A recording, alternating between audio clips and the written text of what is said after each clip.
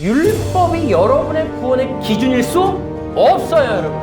우리가 행동을 어떻게 했느냐에 따라서 구원이 결정되는 것도 아닙니다, 여러분. 예수 그리스도를 믿는 믿음으로 구원이 결정되는 거예요. 예수님이 우리의 주인이신 거예요. 우리의 주권자이신 거예요. 그분을 통해 우리가 구원받는 거지.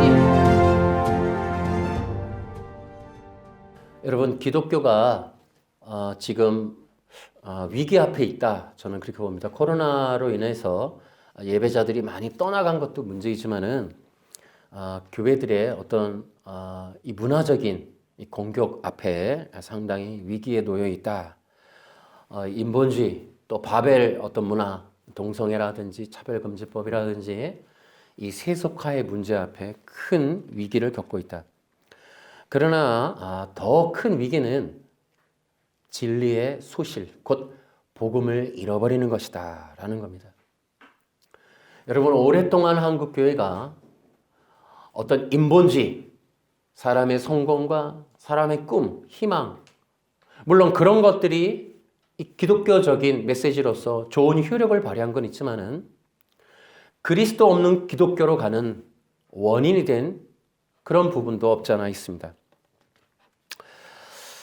또한 문제가 뭐냐면은 기독교 안에 다른 복음이 있다는 거예요. 다른 복음을 전하는 것들이 있다는 겁니다. 이런 것들이 실제로 기독교를 굉장히 위험하게 또 위기로 몰아가고 있다. 저는 그렇게 봅니다. 기독교의 위기는 어떤 면에서 외부적인 건 그렇게 큰 위기는 아니에요. 일제시대와 우리 6.25 사변을 거치면서 순교하는 일들이 있었고 교회가 불태워졌지만 교회는 살아남았고 복음은 여전히 시대적인 영향을 끼쳤어요. 기독교는 어떻게 보면 외부적인 것보다 내부적인 위기가 더 큰 위기다라고 볼 수 있어요. 그래서 우리 기독교는 이렇게 볼 수 있어요. 신천지가 위기는 아니에요.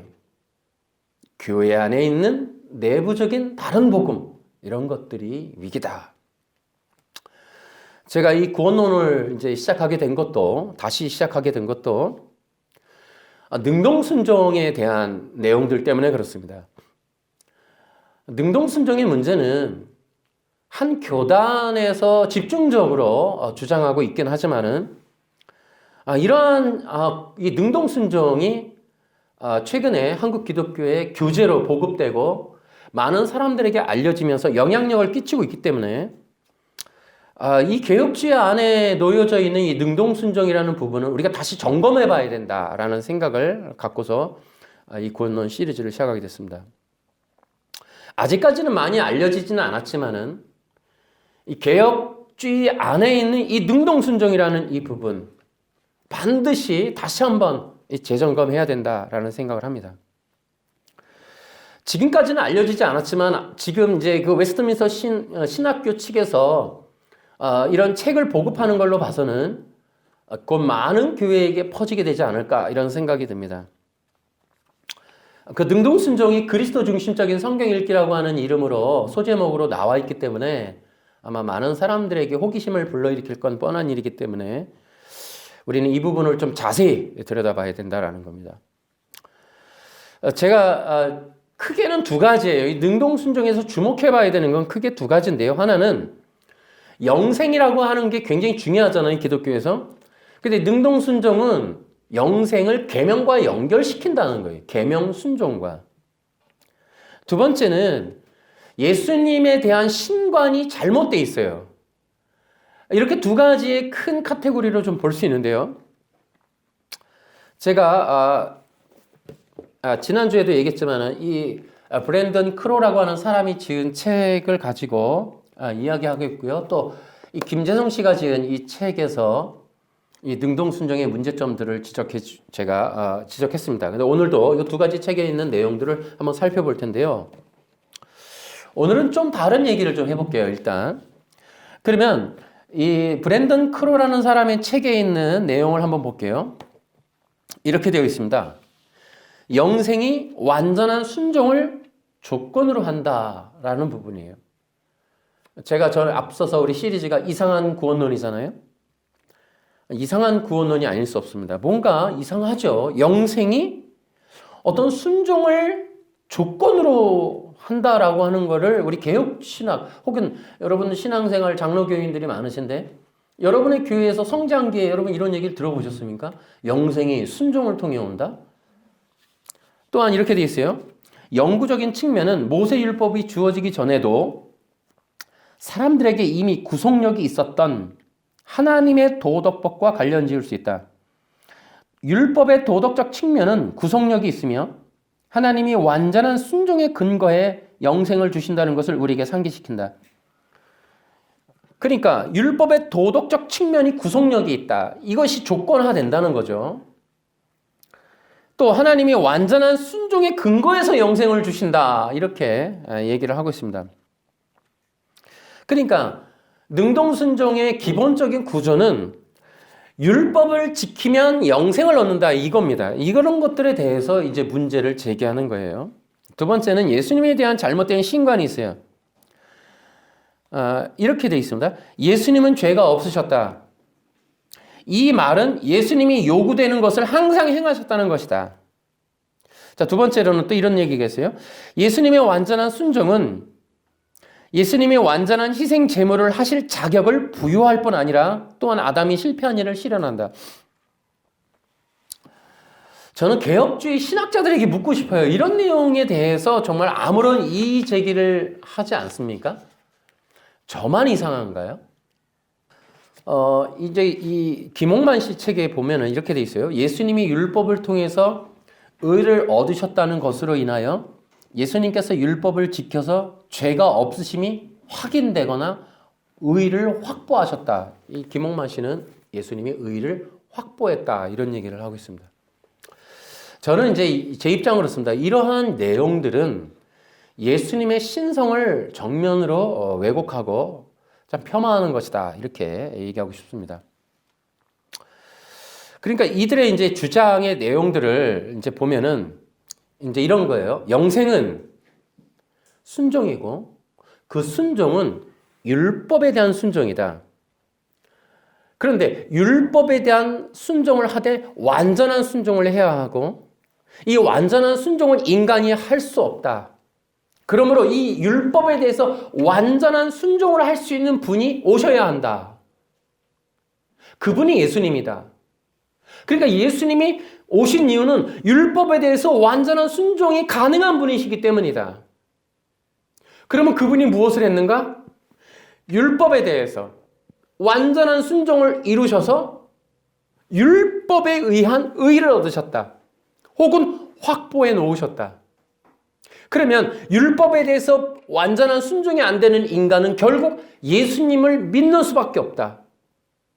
그 믿어서 어떻게 하느냐? 예수님이 확보해 놓으신 의를 얻어야 그것이 영생이다.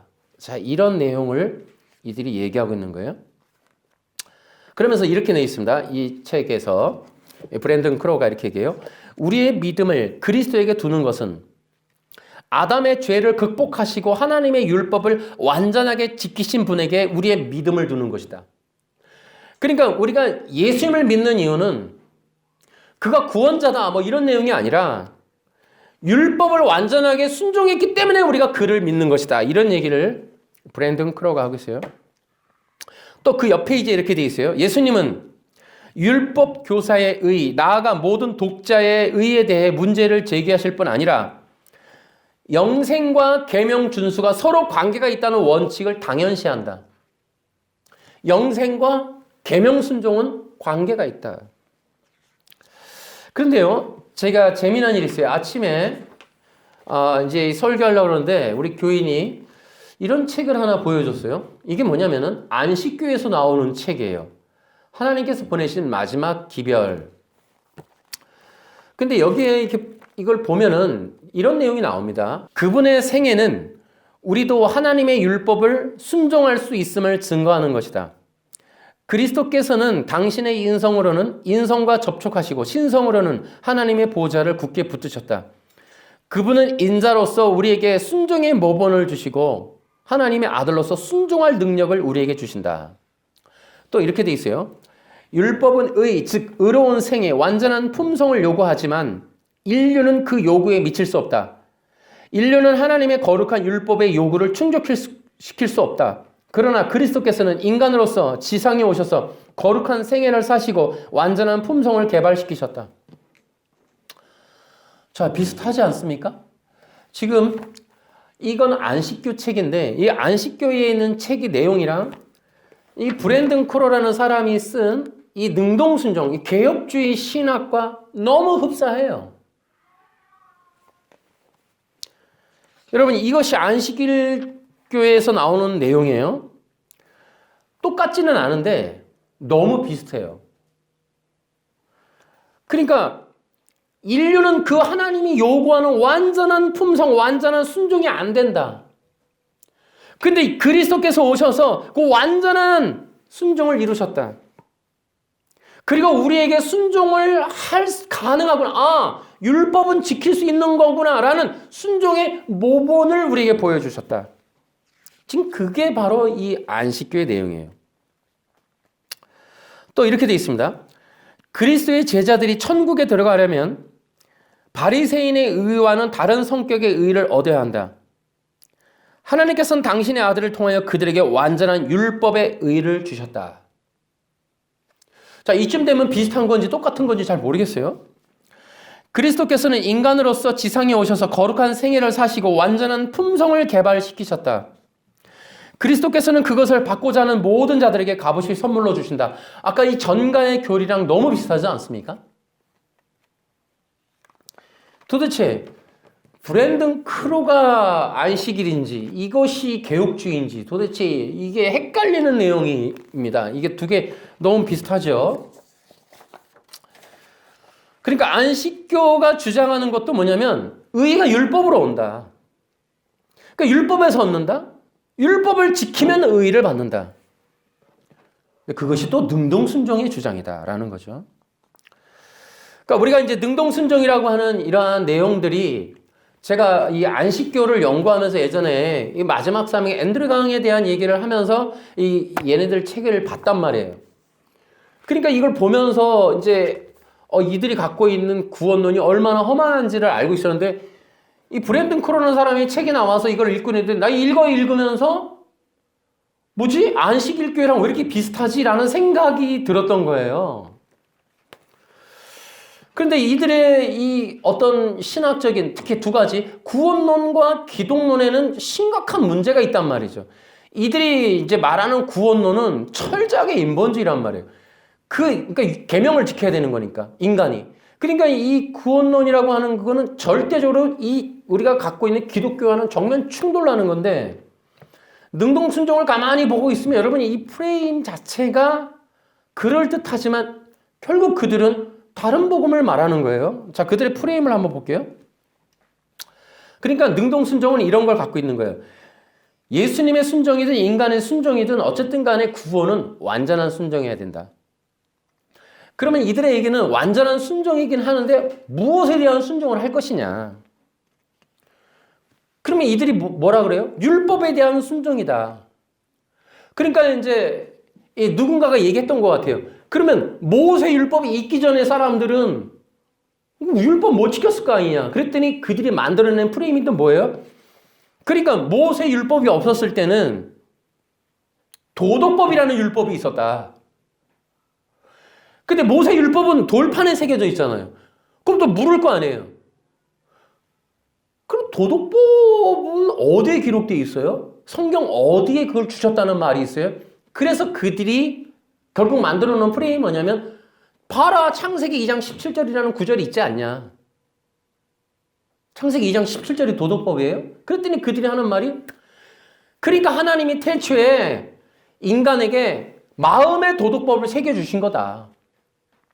그리고 어떻게 했다? 그 도덕법을 지킬 수 있는 능력도 주셨다. 그러니까 여러분 무슨 얘기냐면 도덕법을 마음에 새겼다. 그리고 인간은 그 도덕법에 순종하는 것이다. 이렇게 얘기해요. 그러면 또 질문이 들어가겠죠? 그러면 도덕법과 모세율법이 다릅니까? 라고 했더니 모세율법의 요약이 도덕법이다. 이렇게 나오는 거예요. 그러니까 도덕법의 확장이 모세율법이고 모세율법을 축약하면 도덕법이다. 모세율법과 도덕법은 하나다. 지금 이런 얘기를 능동순종이 그런 얘기를 한다는 겁니다, 여러분. 그래놓고 이렇게 얘기해요. 십계명은 하나님의 영속적인 도덕법을 요약하고 있는데 이는 변하지 않는 것이며 태초에 아담에게 이미 요구했던 것을 반영하는 것이다. 그러니까 도덕법은 십계명이다. 지금 그들은 그렇게 주장하고 있는 거예요. 자, 이런 얘기를 제가 왜 해요? 이거 문제가 뭐 있어요? 결국 십계명을 예수님이 지켜서 결국 그것으로 의를 얻으셨다라는 거예요. 자, 기가 막히죠? 그럼 거기서 이 얘기가 끝나느냐? 그렇지 않아요. 우리가 예수 믿는 사람이 어떻게 성도가 되었느냐?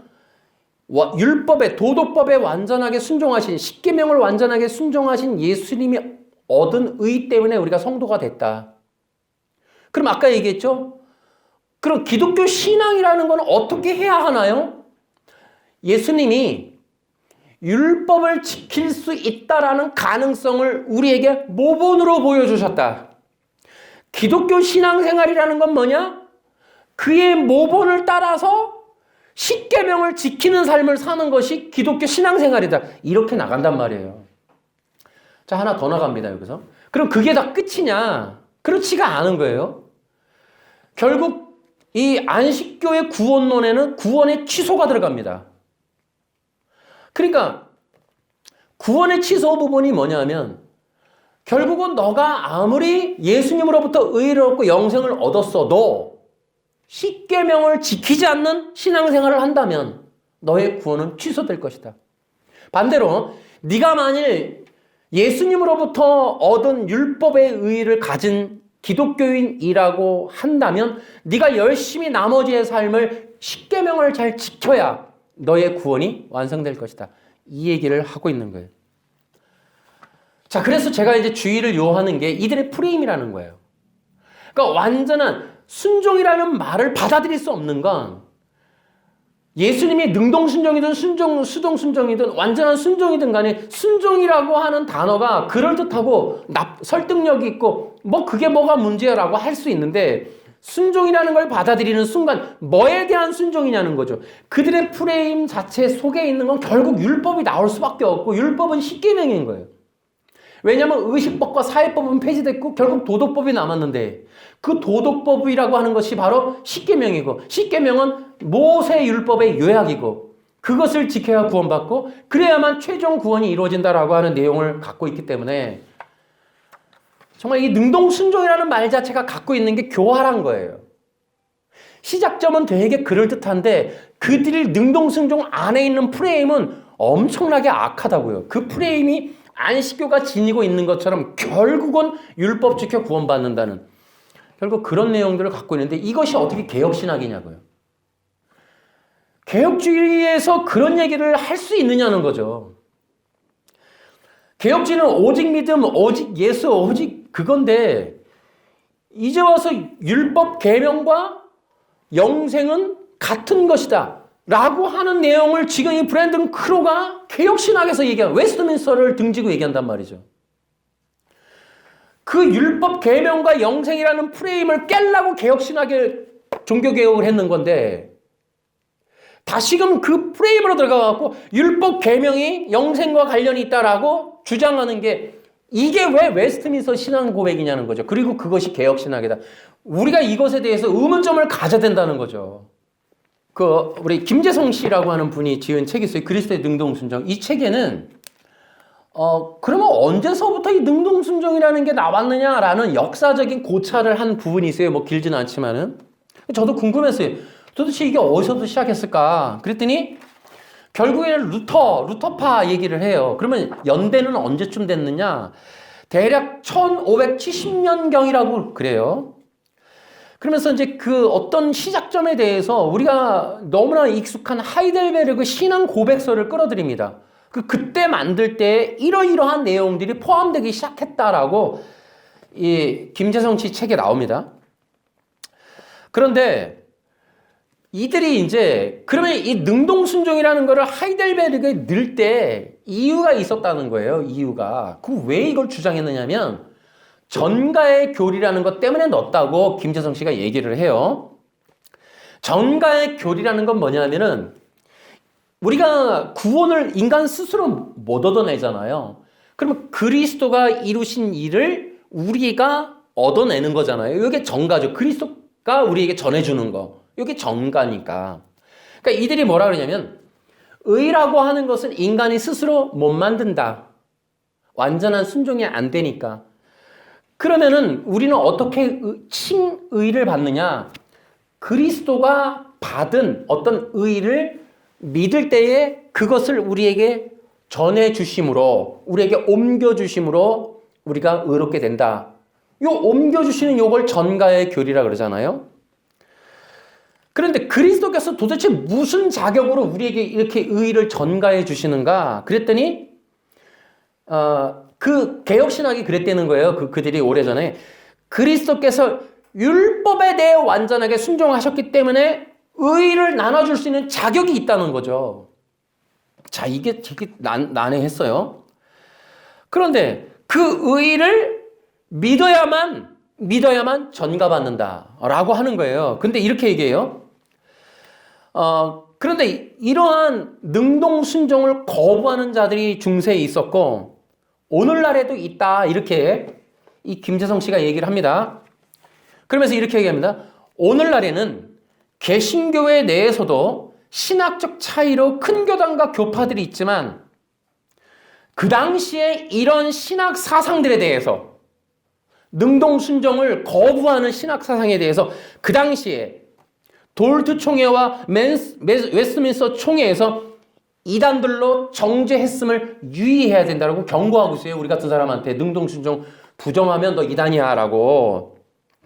근데 그 책에 이렇게 보니까 그러면은 중세시대에 능동순종을 막 이렇게 막 하이델베르그에다가 만들고 막 1570년경에 막 흐름이 있었는데 그럼 그걸 거부한 사람들은 왜 거부했나? 그 얘기가 나와요. 뭐라고 이 사람들이 주장했냐면 거부하는 사람들이 능동순종 반대파. 그리스도가 율법을 완벽하게 지킨 것은 중보자로서의 자격을 갖추기 위하여 자기 자신만을 위한 순종이라는 것이다. 그러니까 능동순종을 반대하는 이유가 예수님이 율법을 완전하게 순종한 이유는 남한테 주려고 순종한 게 아니라 자기 자신이 의로워지려고 순종한 거지 남한테 주려고 한 게 아니다. 그래서 돌트 총회에서 이단했다는 거예요. 말이 됩니까 이것도? 그러니까 그 중보자의 지위는 죄를 지으면 안 되는 직분이기 때문이다 라고 하면서 자 여러분 보세요. 능동순종을 주장하는 거나 능동순종을 반대하는 거나 1570년경에 동일하게 뭉개고 있는 게 뭐냐면 그리스도가 율법을 완전하게 지킨 것은 이렇게 얘기하는 거예요. 그건 동일한 거예요. 근데 율법을 완전하게 지킨 건 자기를 위한 거냐 남을 위한 거냐 이거 차이로 이단이 됐다는 거예요. 그러니까 내가 이단으로 정죄될 이유는 아닌 것 같아요. 나는 그거는 아니니까. 예수님이 율법을 지켜서 의를 얻지 못했다는 것을 나는 주장하는 거니까요. 예수님이 의로우신 거는 율법을 지켜서 그렇습니까, 여러분? 말도 안 되는 소리라는 거죠.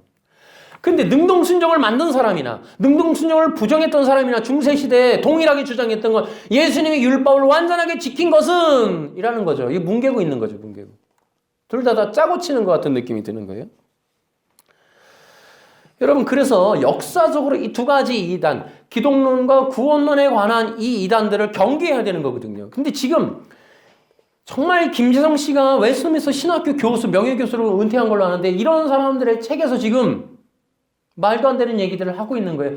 그리스도께서 율법을 완전하게 지켜서 의로워졌고 그걸 남한테 전가해 주기 위해서 의를 확보해둔 상태인데 이 확보해둔 상태를 부정하면 이단된다. 지금 이런 얘기를 지금 하고 있는 거예요.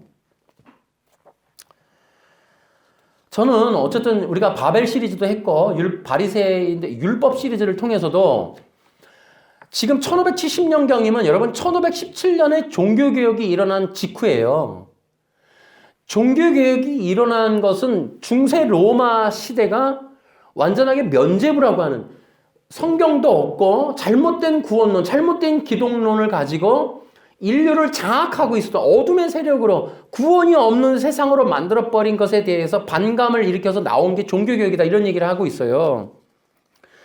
그런데 그 시대에 1570년경이면 얼마 안 된 거죠. 여전히 로마 카톨릭의 영향권 아래 또 여러분 이미 중세로 교회가 넘어간 상태는 헤브라이즘이 아니에요. 이미 독일로 넘어간 이 기독교는 자유주의 신학으로 결국은 결과로 떨어져 나와서 오늘 시대에도 자유주의 신학이 뭉개져 있단 말이죠. 그런 것들을 통해서 만들어진 이 능동순종이라는 교리는 우리가 다시 한번 재고해야 된다.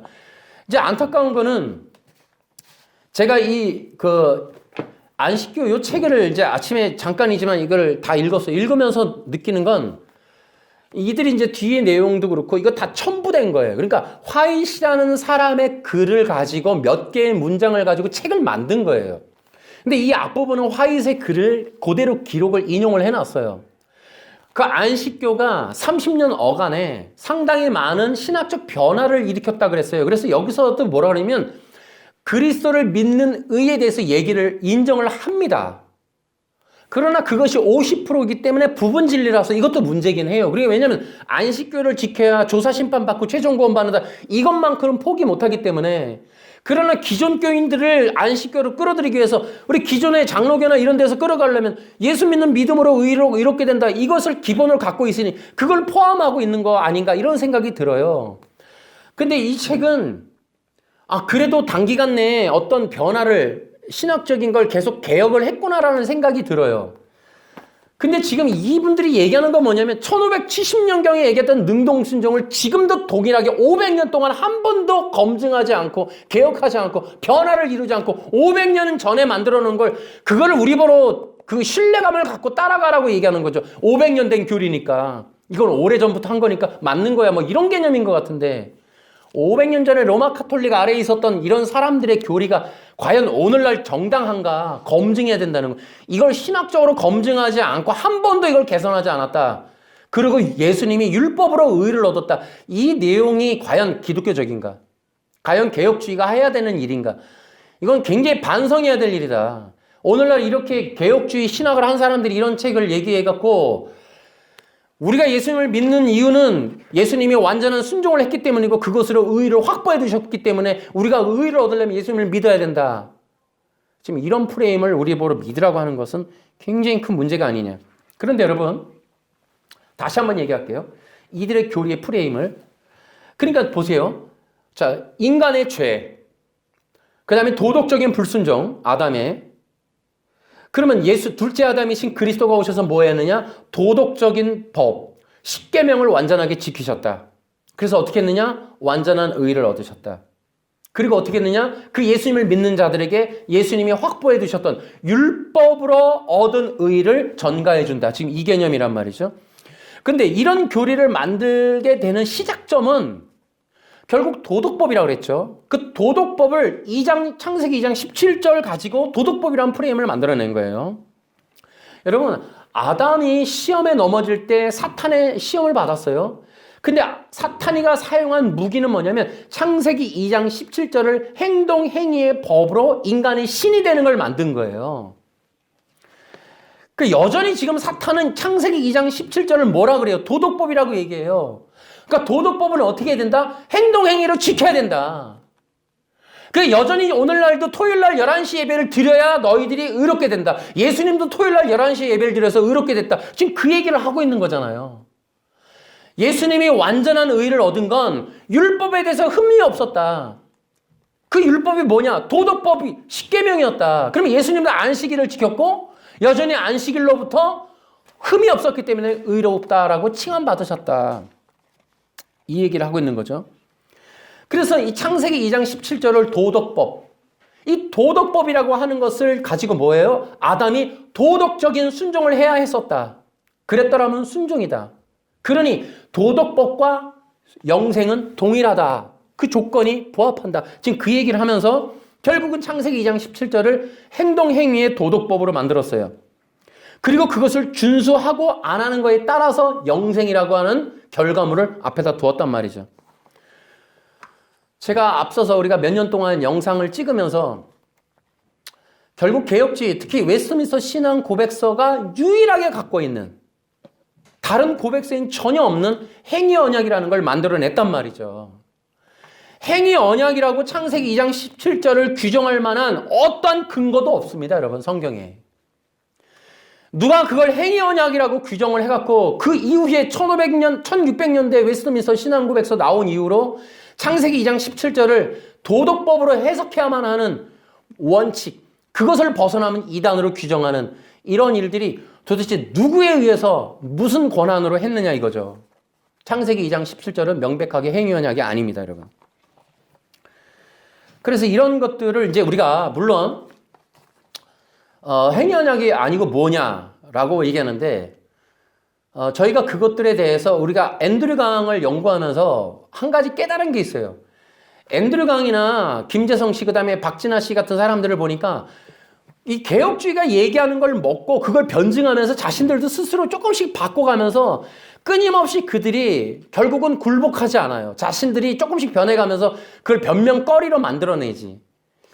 제가 행위 언약에 관련해서도 명확하게 우리가 복음으로 해석할 만한 근거가 많이 있지만은 차츰적으로 우리가 그런 얘기들을 좀 하려고 합니다.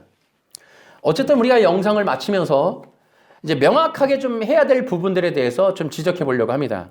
첫 번째는 지난주에도 우리가 강하게 얘기했는데 율법의 한계예요. 그러니까 율법이라고 하는 것은 세 가지의 한계가 있다. 첫째, 구원의 능력이 없다. 두 번째, 의의 능력이 없다. 세 번째는 생명의 능력이 없다. 이 부분을 얘기해 드렸습니다. 그러니까 율법으로는 의롭다함을 얻을 사람이 없다라고 얘기했어요. 자, 로마서 3장으로 갑니다. 자, 시작. 그러나 이제는 율법 없이도 하나님께로부터 오는 의가 나타났습니다. 이것은 율법과 예언자들도 증언한 것입니다. 하나님께로부터 오는 의는 예수 그리스도를 믿는 믿음을 통해 옵니다. 이 의는 믿는 사람이라면 누구에게나 주어지는 것이며 사람을 차별하지 않습니다. 율법을 지키는 것으로 하나님 앞에서 의롭다고 받을 사람은 아무도 없어요. 그러니까 율법으로는 의를 얻는 게 아니에요. 율법은 죄를 깨닫는 거지. 그래서 성경에는 뭐라고 그래요? 율법 없이 이제 의가 나타났다. 하나님께로부터 오는 의가 예수님인 거죠. 그것을 율법과 예언자들이 증언하고 있다는 거죠. 그러니까 율법은 우리로 하여금 의를 주는 게 아니에요. 그것은 예수님이 그리스도이심을 증언하는 복음이었다고요. 초대교회의 복음은 구약이었고 구약의 율법으로 초대교회 사도들은 복음을 전했어요. 그것이 예수님이 말씀하신 거고 사도들이 얘기하는 거예요. 율법을 지켜서 의를 얻는 게 아니에요. 율법은 예수님을 말하는 복음이라는 거죠. 또 두 번째 우리가 기억해야 될 게 있어요. 영생과 계명의 관계인데 능동순종이 주장하는 율법, 계명 준수와 영생 아무런 관련이 없습니다. 계명을 준수한다고 영생 얻는 것 절대 아닙니다, 여러분. 이것들의 프레임을 기본으로 설정해 놓고 그 다음 얘기를 다 해요. 뭐 김재성 씨라든지 안식일이라든지 전부 지금 능동순종. 그러니까 이 프레임을 허용하면서부터 지금 이 엄청난 내용들이 다 나오는 거예요, 지금. 계명 순종하면 영생이 있다. 여러분, 안식교한테 안 부끄러워요, 개혁주의 신학이? 안식일을 지키면 구원받는다. 십계명을 지켜야 구원받는다. 근데 여러분, 지금 브랜든 크로라는 사람의 책에 계명 순종과 영생은 관계가 있다. 여러분들도 그렇게 생각하십니까, 여러분? 이것이 웨스트민스터 신학교, 국제신학교에서 지금 나오는 개혁주의 신학이에요. 그들이 정말 아무런 이의 제기가 없는 겁니까? 그리고 이러한 웨스트민스터 신앙 고백서를 근거한 율법 계명과 영생이라는 프레임을 설정해 놓은 이것을 말하기 위하여 교재를 만들어서 리딩 지저스라는 책으로 보급하고 있어요. 그걸 세미나하고 있어요. 정말 아무런 이의 제기가 없어요. 이것에 대해서 반기를 드는 사람 없습니까? 세 번째로 우리가 기억해야 될 게 있어요. 그리스도의 의에 대해서 기억하셔야 돼요. 여러분, 그리스도께서는 율법을 통해 의를 얻으신 것이 절대 아닙니다. 여러분, 이 프레임이라고 하는 것은 예수님을 율법의 지배를 받게 하는 거고, 여러분, 예수님이 율법을 지켜서 의를 받았다는 것은 율법의 근거에서 심판을 받으셨다는 뜻이에요. 율법의 의가 잘 지켰나 못 지켰나를 율법의 근거에서 누군가가 심판했고, 율법이 예수님을 심판하는 도구가 됐다는 거예요. 있을 수가 없다는 거죠. 다시 말하면 예수님을 율법 아래에 놓으려고 하는 거예요. 그래서 율법의 지배를 받고 하고 통치를 받게 하고 율법의 절대적인 주권 아래에 예수님을 놓으려고 하는 거예요. 여러분, 이들의 문제는 이것으로 제가 규정하기도 어려운 게 너무 깊어요. 너무 방대해요. 행위 언약도 그렇고 이들이 가진 프레임의 내용을 하나하나 다 정말 다 검증하려면 내용이 너무 깊어요. 그 역사적인 내용도 마찬가지예요. 다만 여러분들이 좀 주의를 하라는 거예요. 있을 수 없다. 율법에 한계가 있는데도 불구하고 율법으로 구원받는다는 부분도 그렇고 그것이 영생과 관련을 지어놓는다든지 예수님조차 율법으로 의를 얻으신 분이다라고 율법 아래 둔다든지 이런 부분들이 우리는 허용하기 어렵다. 그러면서 여러분들이 꼭 이제 이런 부분들이 갖고 있는 문제가 뭐냐 하면은 첫 번째는 지금 이러한 모든 구원론과 기독론은 인본주의라는 거예요. 능동순종과 안식일교회의 기본적인 교리 구조는 인본주의예요. 여러분, 그리스도의 이러한 단어가 나온다고 절대로 여러분들이 이들이 갖고 있는 구원이 절대 진리가 아니에요. 여러분, 이들이 가지고 있는 이 교리적인 구조가 인본주의라면 이들의 구조를 따라가서는 결코 구원 얻기 힘듭니다. 여러분, 결국에 이 브랜든 크로가 십계명을 지켜야만 한다고 주장하고 있어요. 뒤에 가면은. 여러분, 우리가 십계명을 지켜서 최종적으로 구원을 검증받고 확증받는 거 아니에요. 우리가 여러분이 안식일을 지키고 토요일 날 11시 예배를 드리는 사람만 구원받느냐? 여러분, 우리는 그렇게 동의하기 어렵습니다. 여러분, 그걸 우리는 결국 인본주의. 그러니까 그들의 프레임이 뭐냐면 예수님을 믿어도 결국 율법 지켜야 된다. 여러분, 그래서 예수님의 구원은 단계가 되고 이것은 하나의 부분이 되고 그 전 단계가 되면서 나중에는 인간이 율법을 지키느냐 못 지키느냐에 대한 구원의 주권을 인간이 갖게 되는 철저한 인본주의 구원론이 되는 거예요. 이 전체적인 프레임이 안식일이라든지 이 사람들이 말하는 또 이 사람 또 김홍만 씨가 말하는 도덕법이라는 규례도 그 도덕법의 규례를 따라가면 결국 인본주의가 된다라는 겁니다. 그래서 우리는 절대로 우리의 구원이 율법이 기준이 되게 해서는 안 된다. 또 우리의 구원은 우리가 주권을 갖는 것이어서는 안 된다라는 거예요. 이해하시겠습니까? 율법이 여러분의 구원의 기준일 수 없어요, 여러분.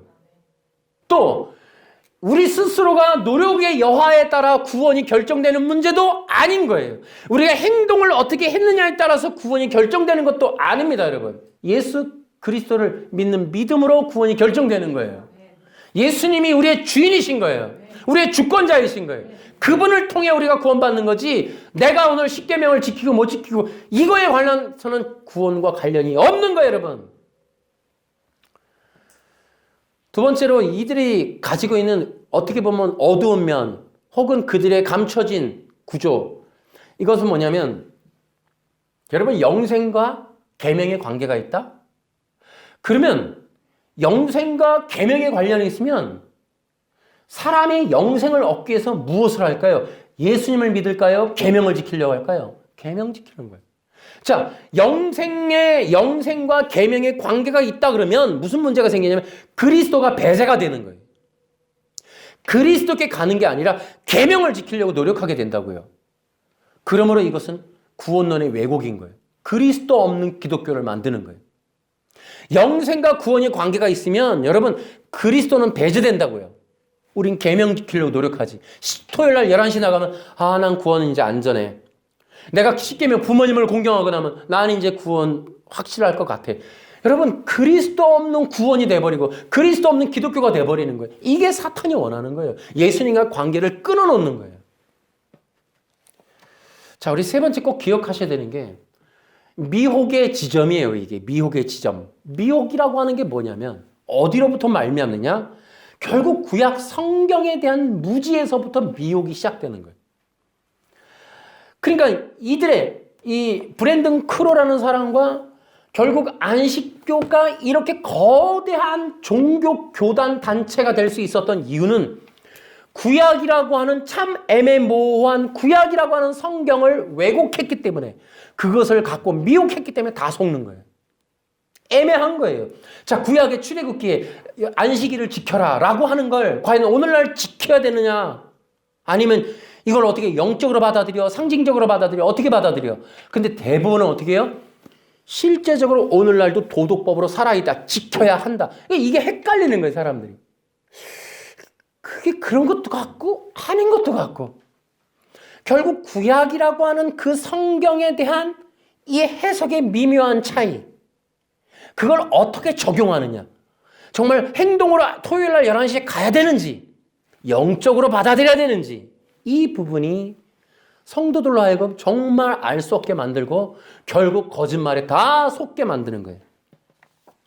구약 성경에 대한 왜곡이 전부 바보로 만든다. 저는 그렇게 생각하는 거예요. 그러므로 이 구약 성경을 올바로 해석해 주는 것 대단히 중요하겠죠. 그래서 결국에는 이 그리스도, 예수 그리스도의 복음이라고 하는 원형, 복음이라고 하는 내용에 대해서 알려주는 그림자 역할하는 구약. 그러니까 여기서 차이가 나는 거예요. 결국 우리가 가야 할 지점이 거기에요. 능동순종이라고 하는 부분과 안식일이라고 하는 사람들과 우리가 차별점이 있어서 가게 되고 결국 갈라지는 지점. 그건 뭐냐면 결국 구약은 그리스도의 복음에 대한 그림자라고 하는 거를 철저하게 우리가 설정해 놓고 갈 거예요. 구약을 행동행위에 오늘날 지켜야 될 기준으로 잡지는 않을 거란 말이에요. 그것이 아니라 복음이라고 하는 거예요. 복음. 결국은 행위언약서부터 도덕법이라고 하는 걸 거부할 거예요. 신약이 전하고 있는 예수님을 믿지 않으면 절대 의롭게 되지 않는다. 예수 그리스도가 우리의 전부이다라고 하는 이런 기본적인 그리고 십자가의 피로써 얻는 의, 이걸 기본으로 구약을 해석해 나간다는 거죠. 근데 놀라운 건 뭐냐면은 아까 말씀드렸듯이 웨스트민스터 신앙 고백서라든지 능동순종이라든지 돌트총회 모든 게 뭐냐면 구약을 문자 해석하고 있다는 거예요. 여전히 구약이라고 하는 고대 시대 때 돌판에 기록해 주셨던 것을 여전히 우리가 오늘날에도 행동으로 지켜야 한다라고 주장하는 그런 것들이 힘을 받고 있는 거예요. 우리가 과연 여전히 돌판에 기록된 걸 여전히 지켜야 되는 걸까? 그래야 우리의 구원이 정말 안심할 수준이 되는 걸까? 우린 그렇게 받아들일 수 없다는 거죠. 구약의 돌판으로 내려주신 이 십계명의 내용이 과연 무엇이었을까? 여러분, 이 내용이 결국은 수많은 신학자들과 세력과 차이가 나는 거예요, 우리랑. 여러분은 어떠십니까? 신야산 언약에서 돌판에 기록해 주셨던 그 안식일이 토요일이라고 믿으시고 그날 11시 예배 드리러 가셔야겠습니까? 그런 말들에 여러분 마음을 주시렵니까? 저는 그렇게 할 수가 없어요. 여러분, 그러면 이제 우리 어떻게 할 것이냐? 우리는 이러한 인본적인 또 그리스도를 배제하는 또 어떻게 해요? 구약을 문자 해석하는 심지어 개혁주의라고 하는 그 안에 괴물단지 능동순종이라고 하는 그 십계명 돌판에 새겨진 내용들을 행동으로 지켜내야 한다라고 주장하는 개혁주의 안에 있는 이 능동순종 어떡할까요, 이거?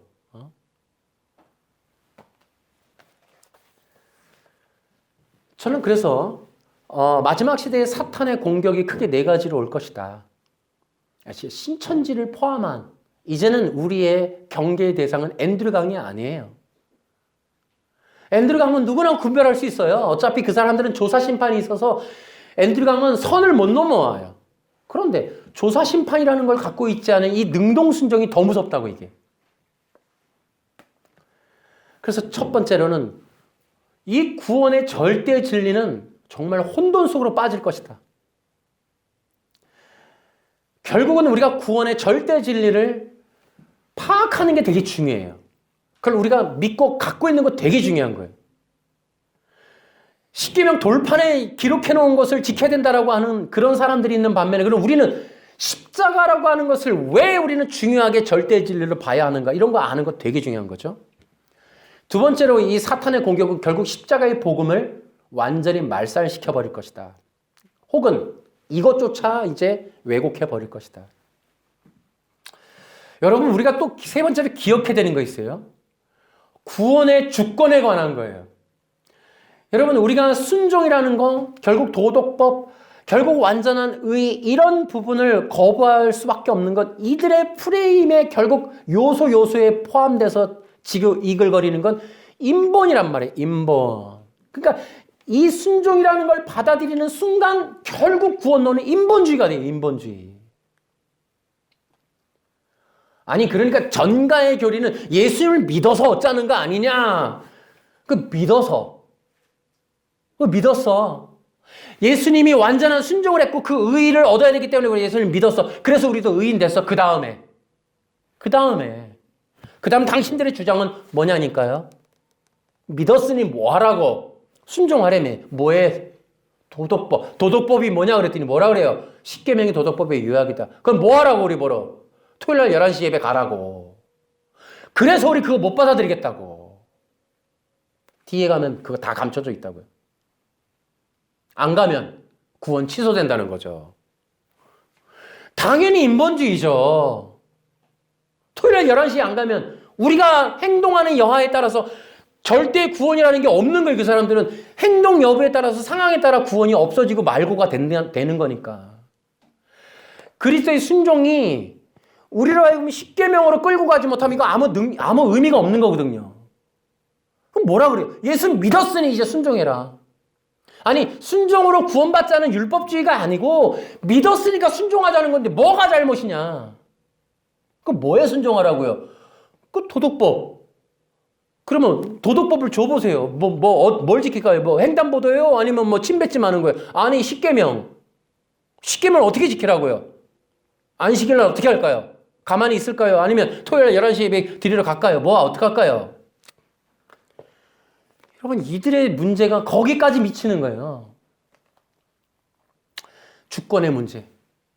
결국은 인본으로 빼는 거예요. 순종이라는 말이 나옴과 동시에 결국 구원은 인본이 돼요. 사람의 노력의 여부에 따라 구원은 결정된다. 결국 여기 브랜든 크로이 책이 나오니까 여러분. 하나님 나라의 의가 이제 이거 굉장히 중요한 이슈가 돼요. 이제 나머지 네 번째는 의가 뭐냐. 결국 이 브랜든 커러를 비롯한 이 웨스트민스터 신앙 구박자들의 의는 뭐예요? 행위로 얻는 거. 예수님이 율법을 완전하게 지키면 의가 얻는다. 여러분, 율법의 행동이 의를 주느냐는 거죠. 그 의가 바리새인의 의보다 더 나은 의인가? 성경에서 말하는 바리새인보다 더 나은 의가 그 의인가?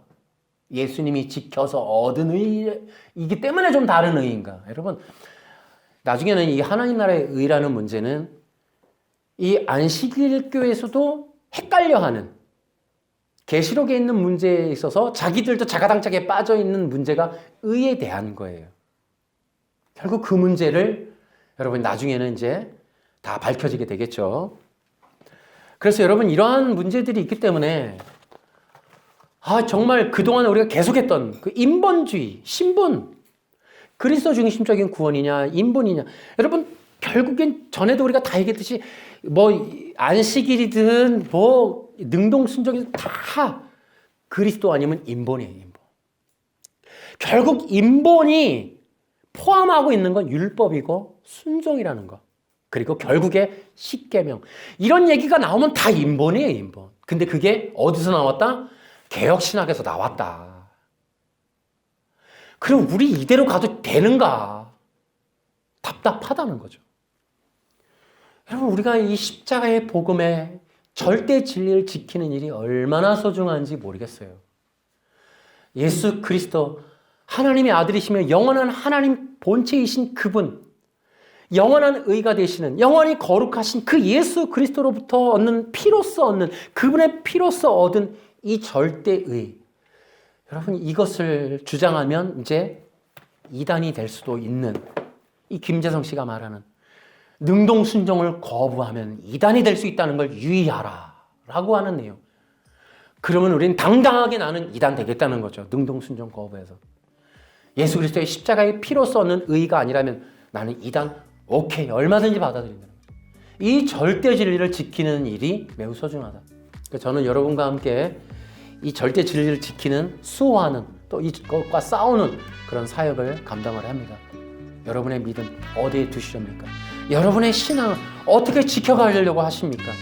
여러분의 신앙을 오늘날 형성하고 있는 뼈대 구조는 뭐예요? 예수 그리스도의 절대 주권입니까? 십계명입니까? 예수 그리스도의 십자가의 피로써 얻은 이 절대 진리를 지키는 여러분과 제가 될 수 있기를 주 예수님의 이름으로 축원합니다. 박수로 하나님께 영광.